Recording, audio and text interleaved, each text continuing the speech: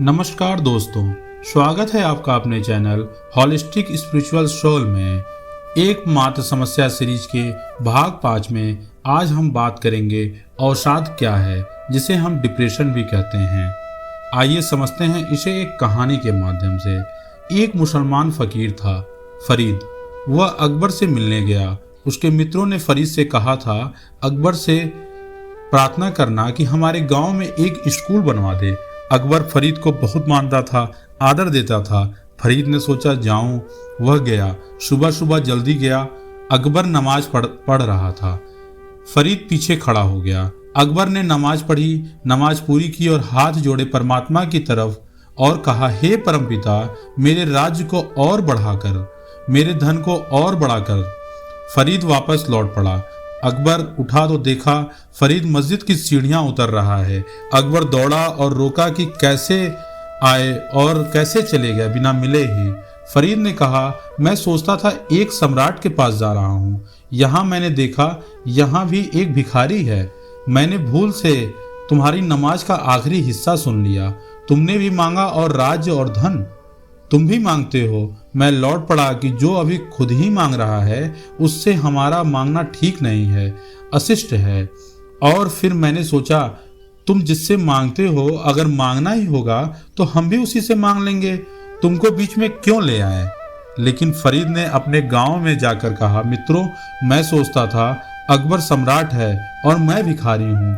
मैंने जाकर जब झांक कर देखा तो मैंने पाया अकबर भी भिखारी है। तो मैं भी उससे नहीं कह सका कि स्कूल बनवा दो गांव में। वह तो खुद ही अभी मांग रहा है।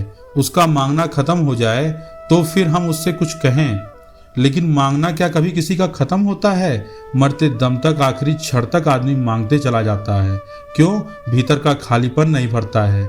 आखिरी क्षण तक भी हम सोचते हैं कि शायद कुछ मिल जाए और हम भर जाएं और हमें लगे कि हम कुछ हो गया है, हमने कुछ पा लिया है। नहीं, लेकिन नहीं हो पाता है।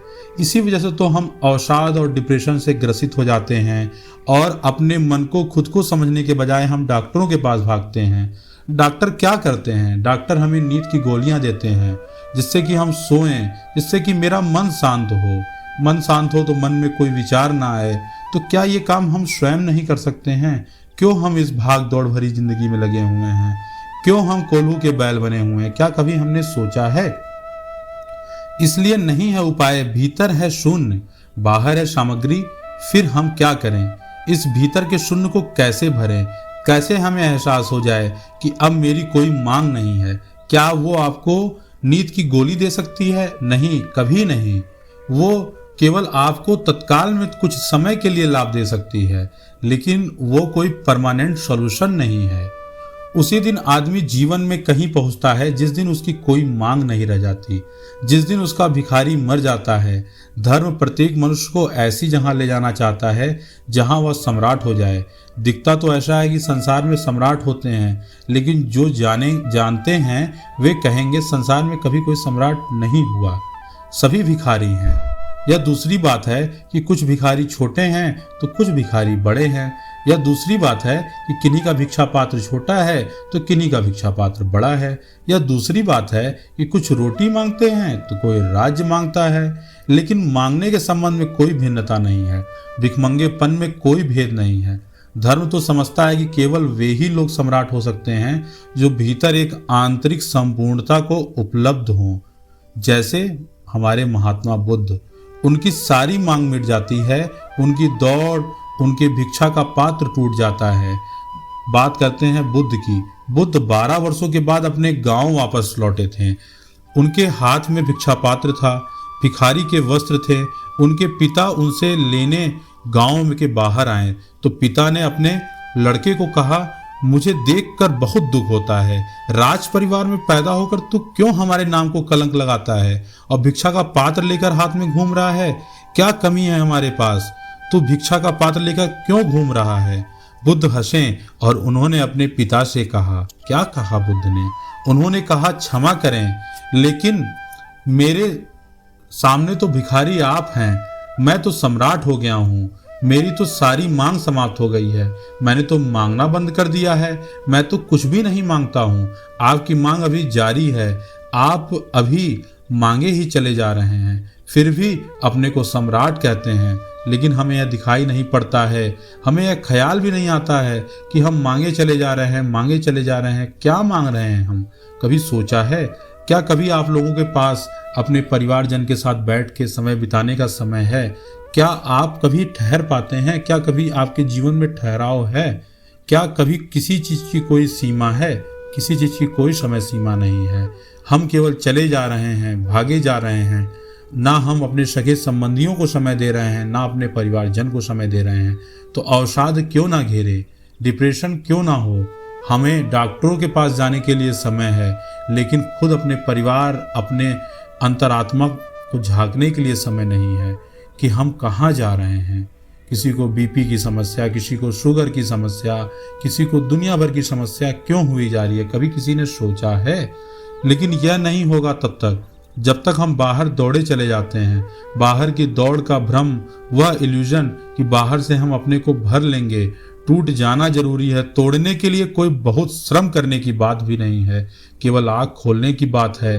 थोड़ा जीवन को आँख खोलकर देखने की बात है, चारों तरफ आँख खोलकर देखने की बात है। सिकंदर के खाली हाथ आँख खोलकर देखने की बात है। देखिए तो सही, सबके खाली हाथ आँख खोलकर देखने की बात है। जीवन में चारों तरफ देखने की बात है कि लोग कर क्या रहे हैं, क्या पा रहे हैं लोग, क्या मिल रहा है, क्या है उनकी उपलब्धियां, क्या है जीवन भर का निष्कर्ष, कहाँ वे पहुंच गए हैं। कहीं पहुंच गए हैं या कोल्हू के बैल की तरह चक्कर काट रहे हैं।